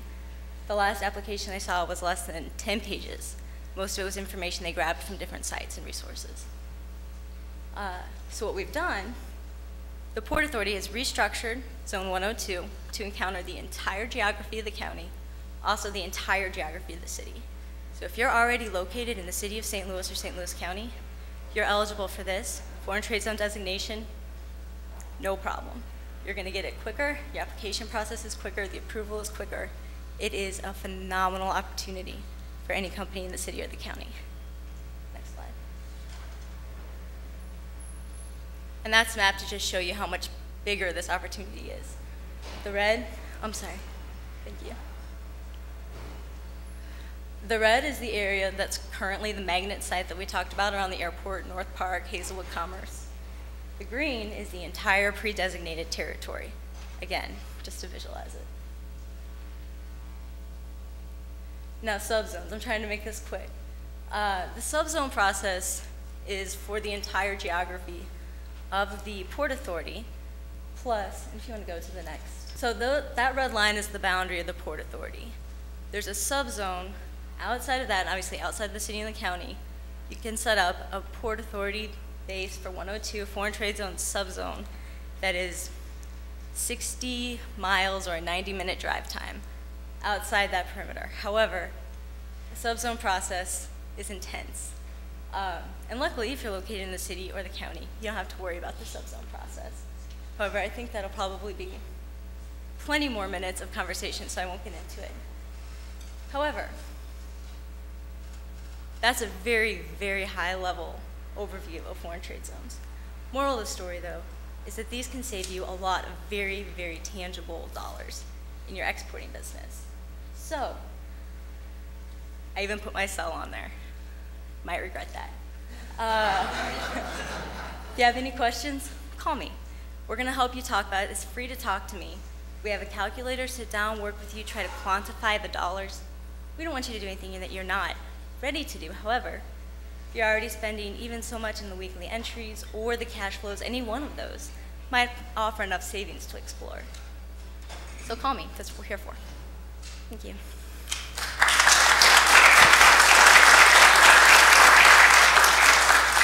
Thank you very much, Allison. We appreciate the cooperation from St. Louis County, and we look forward to working with you. Our next speaker this morning is John Bloom. He was with us in 2009 with our original manufacturing industry briefing, and we are very pleased to welcome him back this year. John is the Regional International Solutions Manager representing the U.S. Small Business Administration. John covers 4 states, Missouri, Kansas, Arkansas, and Oklahoma. He is responsible for administering the SBA's export loan payments. His responsibilities include the Export Working Capital Loan Program, the International Trade Loan Program, and the Export Express Program. Let us welcome him. Thank you, John.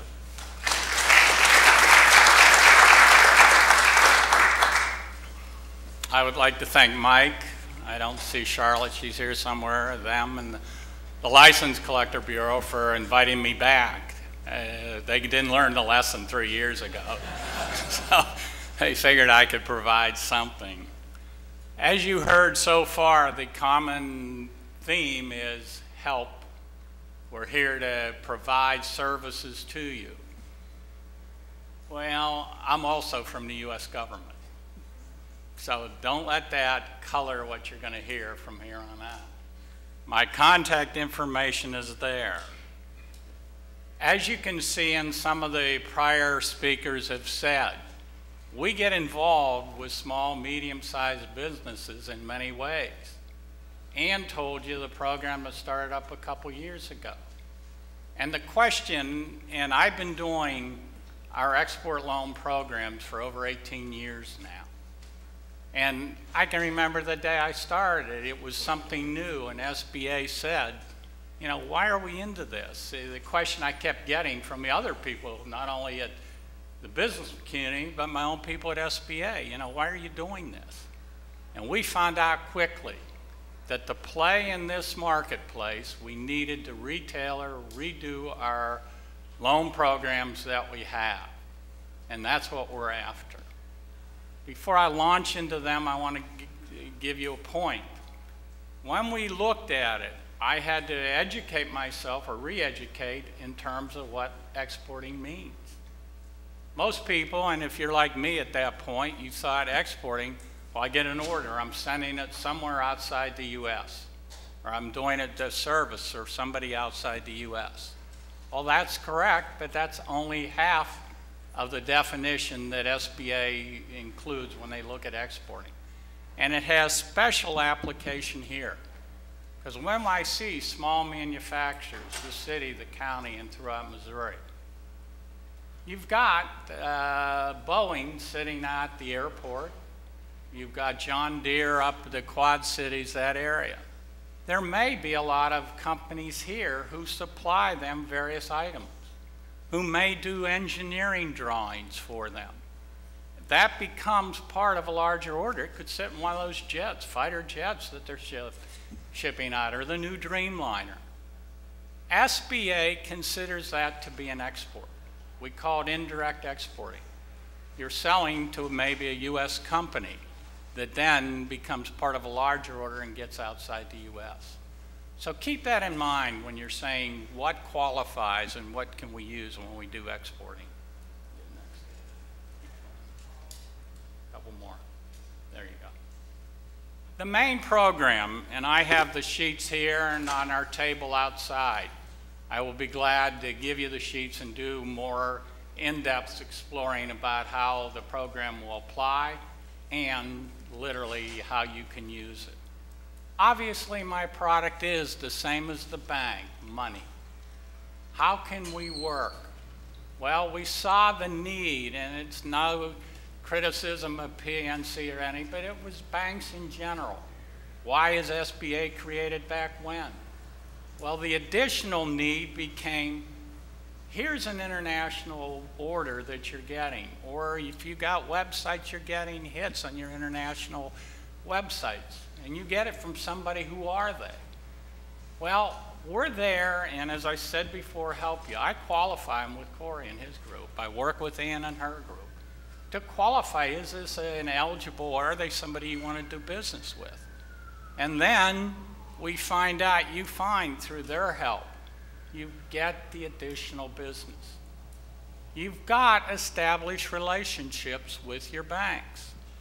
You need for the additional business, and in this one, it would be the working capital to perform those orders. Well, geez, we're stretched a little bit. If you go to your bank and you say, geez, I'm going to get an order from a foreign company, I'm going to give them terms so I have a receivable that's foreign. The banks, and rightfully so, have said we don't do that type of business, at least for small and medium-sized businesses. Well, that's where SBA made the decision to step in full boat. And what's been great in the time I've done this, I've watched the maximum loan that we could guarantee, and you've still got to work with your banks, and we work like that with them. We literally will guarantee a loan that they give to you. It used to be when I started the program, that max was $750,000. A year ago, January, they jumped the amount to $5 million. All of a sudden, we're getting calls from these mid-tier and even the money center banks. We need to participate with your program. We've got a lot of clients who are growing in that vein. So the requirement in our loans just took off. Of course, you're doing $5 million rather than maybe $2 million. That helps that. But not only numbers and total dollar amount. We've been allocated the budget again through the end of this year, similar to last year. We'll have the same money next year. So the money's there to use. I get involved in the working capital program. Think of a credit card you have. It could be a revolving line of credit, and you've been approved up to some limit. I've done over 3 of them at $5 million, literally a revolving line. And we'll talk about collateral in a minute. Sometimes a way to approach your banks, and I hope the banks understand I'm talking out of 2 sides of my mouth. I'm from the government, so I can do that. One hand, I'm talking to the customer. I'm saying, this is how to use it. The other hand, I talk to the bankers. I would suggest, if they're saying they're a little reticent about doing it, I try, and I've been asked the question constantly, geez, I don't know our bank will do that. Do you have banks? And I'm going to push you back to start with a bank who knows you, who you've dealt with. If they firmly say finally no, then start looking around, and I'll help you find somebody else. But maybe a way to start, and rather than the revolving line of credits, do a single contract. If you get an invoice, use that. We allow the banks to loan to you all your costs in that contract. So you can see it works well. Look at the bottom one up there. If you hear the word and you go into your banks, tell me if I'm wrong, and I'm not picking on you. You go into your banks and you ask for a standby letter of credit, $100,000. They're wonderful. They'll say to you, give us $100,000, we'll put it in a CD and we'll back it with that. Well, that's not a lot of help. As part of this program, and we tailored it after, and we work in concert with the Export-Import Bank, we take them to $5 million, and you need more than that, we'll move you, and I'll help you make the contact at the Export-Import Bank.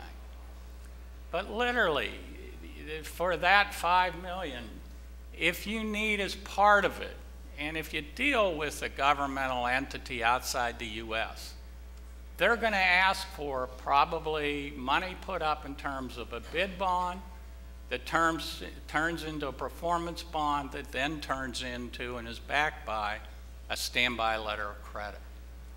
We will back that type of use of funds. It can be part of the total project. One of the first deals I did here in St. Louis, you have a seismographic instrumentation company that makes those instruments. $700,000 contract in India. They needed to put up a standby letter of credit, $100,000. That was part of that deal. So they had it. Our requirement is you don't have to collateralize at 100%. It's only 25% with cash, near cash, so it works well. I mentioned Central Trail revolving line. Banks, 90% guarantee. Again, out of both sides of my mouth, the bank's getting a 90% guarantee. You're in there saying, geez, what are you going to charge me? We don't get involved with rates, but if the bank's getting 90% guarantee, you know, their risk has obviously been mitigated. It's usually 12 months or less for revolving lines of credit. We can do out to 3 years on a contract if you've got that. So we're very flexible in this program. 18 months, well, it's actually 36 months. I mentioned interest rates. It's negotiable with the bank.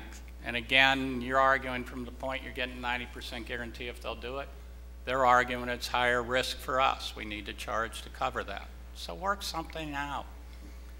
Folks, if you win, The bank wins and we win. And it's a triple win situation. So don't look at us as trying to figure ways not to do deals. We're there to help you, truly. That second part is another reason why you do 12 months or less and this program's good. Your cost and our only charge to you is 1/4% of the guaranteed amount. On a $100,000 loan, that's $250. That's all that goes to SBA. The bottom line is, again, a charge that goes to the bank, so you don't have to worry about that. And we do that in the front end, collect that. If you go longer than 12, we're going to have to go to a higher rate, 2%. So I suggest doing a year or less. Even if you have a long-term contract, if you do it in stages, you can stage it. We can work that. Eligibility has been mentioned before, and everybody keeps saying 500 employees or less. That's the basic and has been SBA's quantum for years. Actually, if you're a manufacturer, we can give 25% leeway there. Plus, when they redid the programs a year ago, January, they gave an alternate size standard. Let's say you have 1,000 employees. Well, you aren't eligible. Well, let's go to, that's A. If A doesn't work, we go to B. B is if you have a net worth of less than $15 million and made, on average, less than $5 million in the last 2 years. So if you don't qualify A, we'll take you to B, and maybe you'll qualify there. So we find a good number of companies. Congress is really, they've taken our administrator and elevated her to cabinet level status, and these programs, as you can see. We do ask that you be in business for a year for this program, so it isn't for startups. We will refer you to the various agencies or various bureaus you've heard before to get to that. If you're an export management or export trading company, you got to take title to goods because they become your collateral, which will be part of the next rate. One of the biggest questions I get, and you well should consider, if you don't get paid, you don't got no orders, I say. In other words, my question becomes, how are you getting paid? I do a lot of counseling, a lot of working with companies, which brings up the point. The earlier we're put in contact, and I'm not saying we bend the rules, but if you've got a round peg and a SBA's is a square hole, what can we do in the beginning to make it eligible so it fits that hole? And that's where my job is, to help you do that, to work with the banks so they feel comfortable and you feel comfortable when you deal with us. Credit requirements. Do you have a transaction? Look at number 2. How are you getting paid? Are you getting advances? Are you so much with time of your ship? And we look at, the Export-Import Bank puts out what's called a country limitation schedule. If you're doing business in Venezuela now, you'll see X's, both public and private there, meaning you can't do business. Business is still being done. My suggestion to you is let's get a letter of credit and let's do it outside of Venezuelan banks. That will qualify that project. So there are ways to do these things. Here we go, collateral. This program, and in 18 years I've done obviously a good number of them. Only twice, and we always get criticized that we take the firstborn and my God, you got to educate them anymore. We don't need them. We fall back and we take the inventory and the receivables associated with the contract.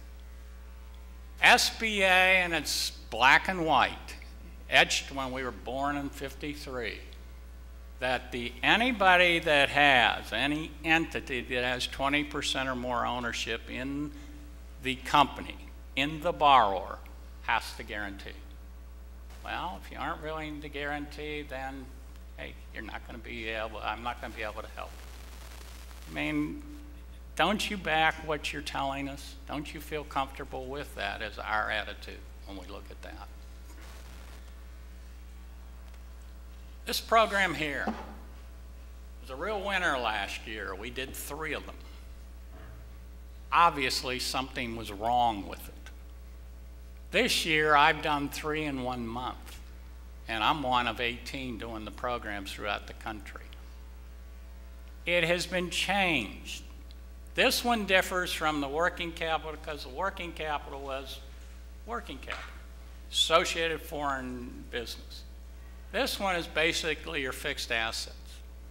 Do you need more machinery and equipment to handle the additional business? Do you need some working capital and it has a permanent status to it? Can be done here.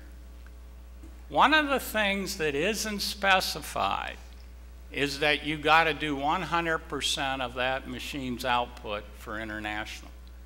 It can also be done for domestic. So they allowed it to tie us together. Part of the reason why it has appeal, we've taken the guarantee from 75%, now it's 90% on a term loan. Terms can be out 10, 20 years, depending on equipment and what we're talking about. We understand if you're going to buy inventory, you're going to bring in, you get volume discounts, quantity discounts. So we allow that to come in knowing that some of that's going to be domestic. You've got to do some component, you've got to do international. Another thing in this loan program that they allowed, which is great, debt refi can be done here.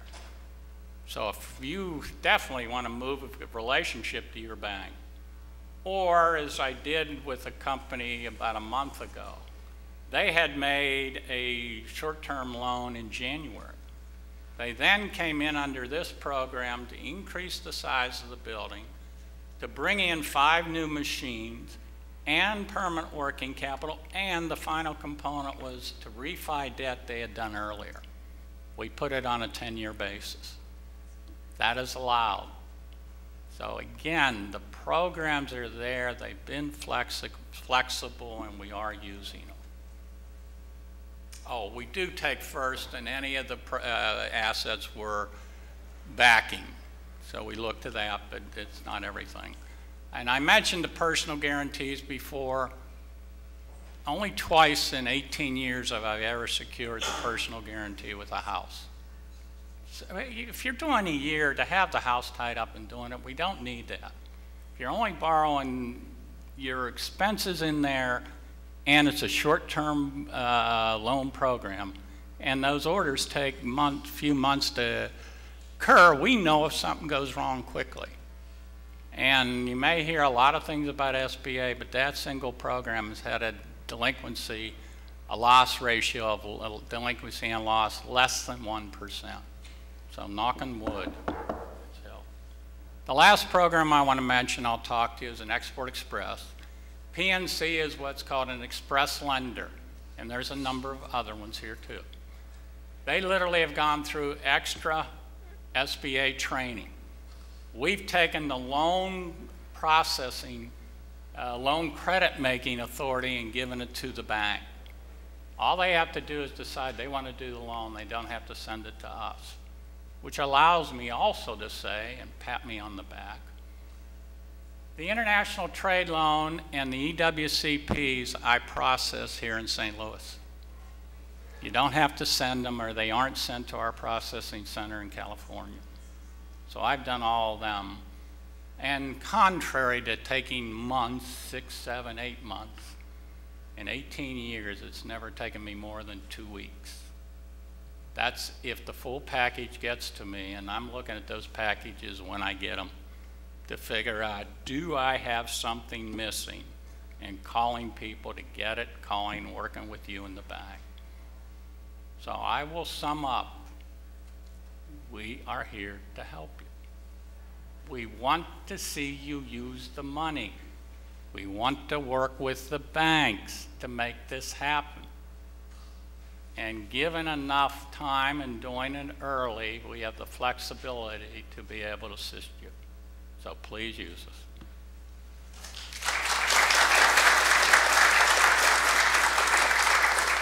Thank you very much, John. We appreciate your help and been very grateful for your work over the years.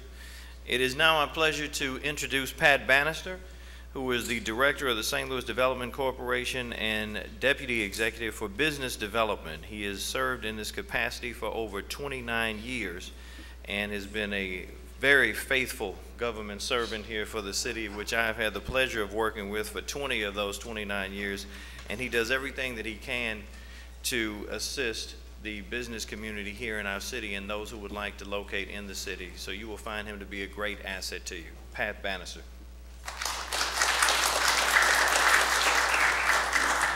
Wow, he really made me sound old. I am Pat Bannister. Good morning. I work for St. Louis Development Corporation. And St. Louis Development Corporation is a very clear mission. We work with businesses to grow jobs, investment, and tax base in the city. It's sort of all inclusive. We are a private, not-for-profit corporation. The St. Louis Development Corporation, this not-for-profit, serves as an umbrella. Under the umbrella of that development corporation, we have 9 different development boards that meet every month that transact the actual business of economic development in the city of St. Louis. St. Louis Development Corporation is divided into 2 pieces. The real estate piece, which includes all the LRA-owned real estate and assistance to the development community, and the business development division, which is, the very clear. We work with businesses to grow jobs, investment, and tax base in the city. When we work with a business, we work with them on many levels. We do the very elementary things. We help people find locations. We have a part of our office that is physically located here in City Hall called the Business Assistance Center. They have a table outside as well. They will walk businesses through the processes of zoning, licensing, permitting, whatever issues you have with the city government or whatever in terms of the operating side of it. They are a good first step. They work with these departments every day, and they will guide you through those processes. They also have established something that is assistance with preliminary design review, where if a company is going to build something, we engage that business and their design team earlier. And this has led to a statistic we're very proud of today, where the city offers building permits in 80% of the applications filed through this early intervention. Now for the more of the money part of it, we work with businesses on tax incentives. On the local level, we work with companies to realize local tax incentives. Typically real estate tax abatement, in some situations tax increment financing. We will work with businesses to understand what opportunities are available to them through tax abatement. We will make the necessary introductions to take them through the process, to start the process, and then walk them through the process all the way to the point where the abatement is granted. The state of Missouri also is a very large player in terms of tax incentives. The state of Missouri, the primary way the state of Missouri incents businesses is through tax credits. And tax credits have become almost a commodity here, something or whatever that are traded. You can sell tax credits, so they're easily convertible to cash. There are 61 different tax credit programs at the state of Missouri, and no business wants to become an expert in 61 different tax credit programs. But we offer a sort of service to businesses as the front door to understand what opportunities there are. Some of these tax credits are geographically based. Your business must be located in an enhanced enterprise zone or an area, eligible area. Some of these tax credits are focused on just certain types of industries. Some of them are just a single type of business, like the grape growers tax credit or the charcoal manufacturers tax credit. We will work with you to understand, to engage the state, to identify what those tax credits can mean to your business. The state tax credits generally are looking at what are you investing, and what sort of job creation can come of it. They can be multi-year assistance programs. We work very closely with the state. The state is in town almost every week, meeting with businesses that we have helped arrange that interaction with the state. So if you're wondering, got to do it. You know, and if there's a single message that I want to get out today is, before you do something, before you go out and buy a big piece of equipment, before you go out and create 10 jobs, give us a call. Let's just understand kind of what the opportunities are. Because with a lot of the city programs, a lot of state programs, it's not acceptable to come in and say, hey, 3 months ago we bought this piece of equipment and created 10 jobs. You got to interact, you got to get the application filed with the state before it occurs. And then we are also an organization that provides financing assistance. We typically provide subordinated direct financing to businesses. We're more of a gap funder. We're not an alternative to the bank. We're not out competing with any of the banks that are in attendance here, but we're a complement to the banks. A bank lends a portion of the funds. We have the ability to provide a portion of the funds as well. Typically, our money comes in at a below market rate of interest and may have an extended term or other terms or whatever that makes it more palatable for the business. Next slide. So city assisted financing, as I said, is subordinated loans. Typically require some level of job creation, but those do not have to be jobs that are created the day you turn the key in the new addition or things like that. It can be job creation over a period of time. You know, as I said, we have to leverage our funds against other money. It could be money from a bank. It could be equity that you put up. It also could be a loan from your Aunt Jane. So we really don't care as long as our money is being leveraged against other private sector resources. I don't approve loans or whatever. We take them through the board approval process. And we are looking to do projects that obviously create jobs, create an impact in areas, and are a catalyst for other development. While I'm talking about the finance program, I want to recognize one person here, Michelle Stuckey. Michelle is our manager of project finance. She works with the businesses. I'm the guy that talks about the programs or whatever, and Michelle is really the person that goes out and makes the deals happen. As much for our banking people that are here, I want to remind everybody that we are a SBA 504 lender. We're a certified development company. We are not a development company that wants to do deals all over eastern Missouri or St. Louis County or St. Charles County. We bring value-added services to the project because we do hook people into the sources of local tax abatements, state tax incentives, and other things, whatever, that are available. It's always very distressing to find that somebody's taken a project to one of the other development companies, and then after the fact, the company comes in and says, yeah, I never heard about the tax abatement, or I didn't hear about your low interest lending program. We want to do business in the city of St. Louis or whatever, and we want to be the certified development company of choice for banks in that area. The other lending program we have is the revolving loan fund, which provides 4% money to businesses that are going to be creating jobs. For every dollar we put in, there's $2 that come from a private sector source. Our maximum loan amount is $150,000. We lend at a 4% fixed interest rate, and it requires one job for every $10,000 in our lending assistance. And again, those do not have to be jobs that are created on day one. Really, we are a resource for a lot of things in the city of St. Louis.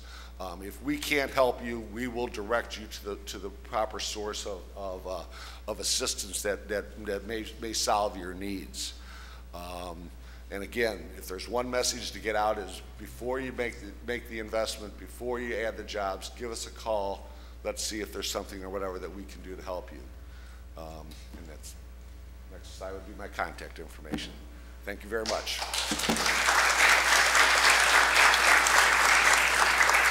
Thank you very much, Pat.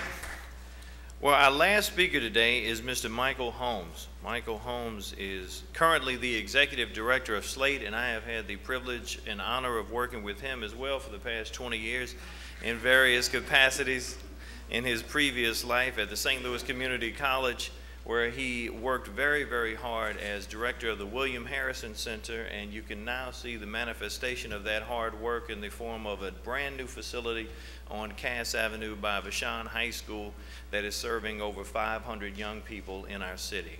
And he continues his work and dedication to our city with Slate and has a number of different programs that he can inform you about today that will be beneficial to your companies. Michael Holmes.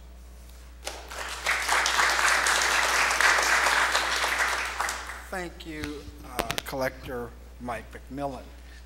And that's true, I have not been working with Mike 20 years. I don't think I've been in St. Louis 20 years.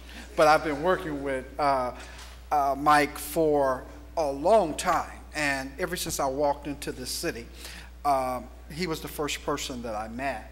And he really had a passion for the community and what we needed to do at the college. And so we have just really, everything we do, city and with the college, I always call Mike, okay, how do we do this? Our job is to get it done, no matter what. And now I am with the city, been here 3 years, working as the Workforce Development Office for the city of St. Louis. And we have a lot of projects and programs that we can help manufacturers and businesses with in terms of incentivizing. I see you have your money, you got your license, you've paid your taxes, but the number one issue that we deal with is the talent.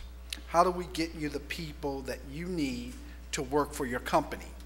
And with me, I have my business services manager, Bunny Morales, who will come up and talk to you about how do we work with you on the talent part of it?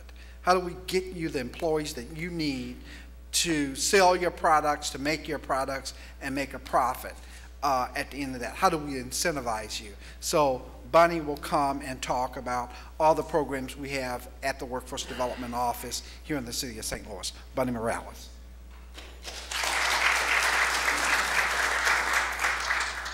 Hello, my name is Bonnie Morales, and I'm the Business Development Manager at Slate, Missouri Career Center. We are a City of St. Louis agency representing the state of Missouri Career Centers, and we receive our federal funding from Department of Labor. So we are really entrenched in the government agency aspect, but we do not think government.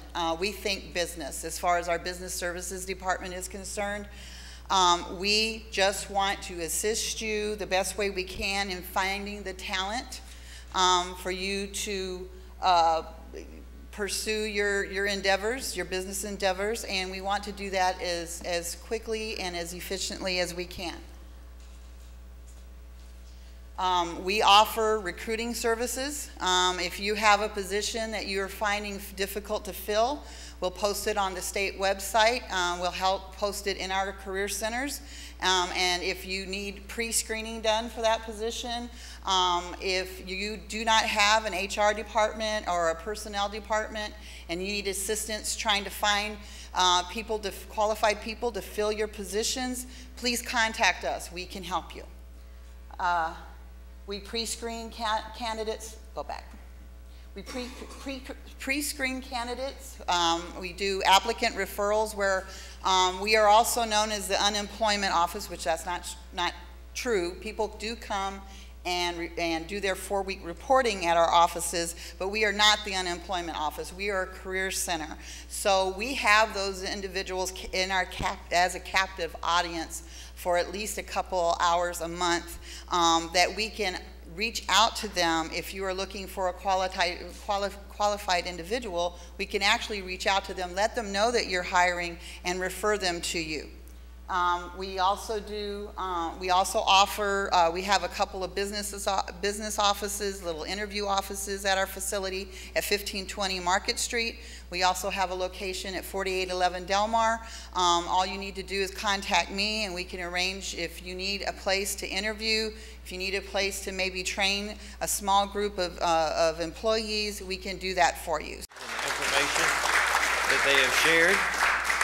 We have a buffet lunch outside provided by PNC Bank. We're very thankful to them again for their sponsorship. And before we close out today, I would like to give a very special recognition to Paul Palazzolo and ask him to please stand, because he has worked so hard on this event with Charlotte and has really made a difference here from the Department of Commerce, and we're very grateful to him.